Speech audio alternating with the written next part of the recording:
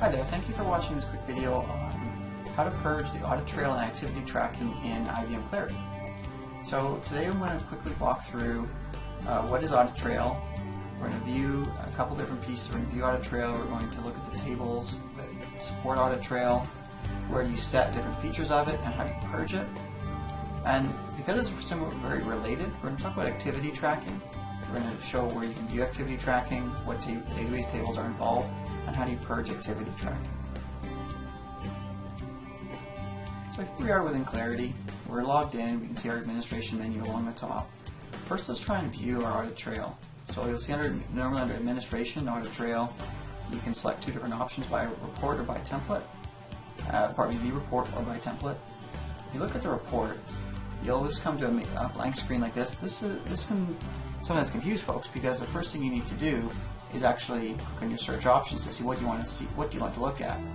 In this case, I'm going to choose all dates because I know it's not a lot of data here, but I'll need to select a cube by which I want to look at the data.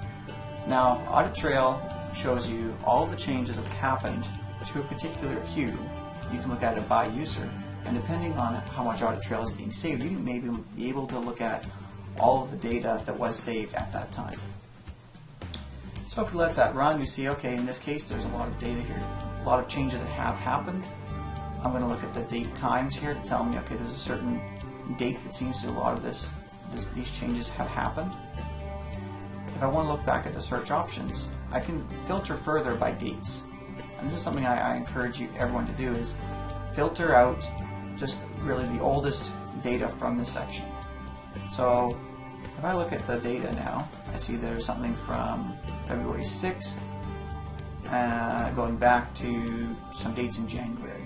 So let's say, for the sake of this example, we're going to filter out everything older than February. But before we do that, let's take a look at the tables behind the scenes. So here we're looking at the entity relationship diagrams for Audit Trail. There's really three key tables involved: the template audit trail, the OLAP audit trail, and the OLAP cells. These three tables together capture and store all of the data related to changes across the system where Audit Trail has been enabled. Now, because these things can grow quite quickly over time depending on the levels, there needs to be a way of purging this information out. So now, if we look back at Clarity, we'll look at how to purge that out. So now here that we're back in Clarity, we're looking at that same spot where we have the Audit Trail report showing us all the changes happening across the system, that have happened across the system. Right now there's about 180 records. There's 2 pages showing. Now I've got the most recent information from February, but I want to keep that for now because that's February's maybe an active month. And let's say I just want to get rid of anything older than that. So if I go back to my search options here, I can now be more clear about what I want to purge out. So I'm going to filter this by date. Anything from, and just because this is old data, I can even type in this cell, which might be faster. Let's say anything from January 1st, 2013 to January 31st, 2013.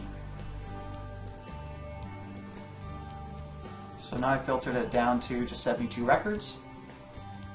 I'm showing 100 records per page, so this would show me all the records in the one page. I can just do a quick scroll down and up to make sure I just see what I expect to see. And now I can purge this. I want to purge all entries that meet the current search criteria, purge all selected entries, purge entries created on or before a certain date. So this is probably the most useful one. Now, because I already have them selected in my search criteria, I'm going to select the search criteria one.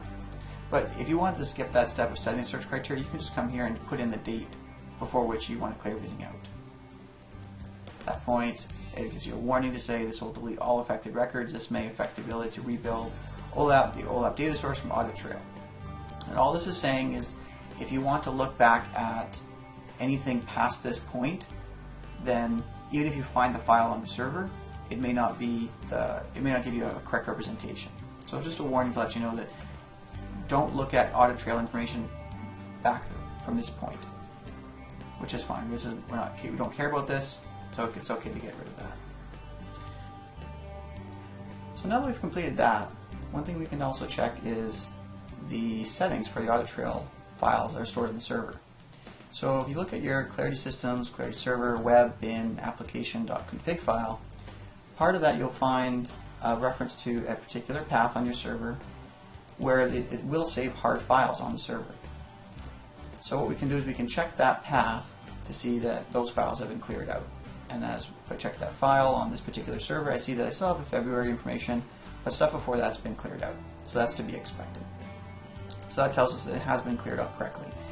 If for some reason it did not clear out files older than a particular date or within the date range I selected, at this point they can be manually deleted out of that folder.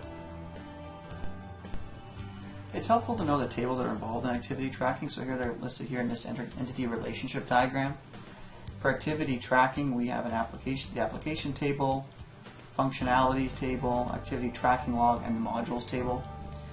The activity tracking log is really the only one that's used exclusively for activity tracking. The other three are used for other pieces of Clarity as well.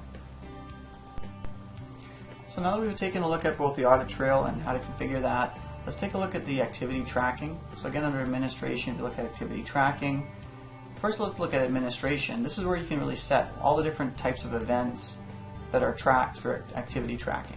By just selecting the checkbox on the right hand side, you can change which one of these events are saved or tracked as users do them. Over time, you'll want to come through as kind of a maintenance task to clear that out, and that's where if you go to the activity tracking log, you'll be able to not only see what's been happening. So if you click on view log, you'll see the different activity of folks throughout the system, but you can also purge the log. So just as you have with Audit Trail, you can purge Audit Trail, you can also purge activity tracking. If I purge activity tracking, it'll ask me for the starting date and ending date. So maybe you want to keep some of the information, so let's put it back to, in this case I know it's really only data in January and February of 2013. So let's just put it to, how about February 1st, 2013. So we'll leave it at that, and then we're going to hit save. Purge successful, that's a good message to get. View my log. I only see data from 2014 here, so that 2013 January data has been purged out, and there's fewer records to look at.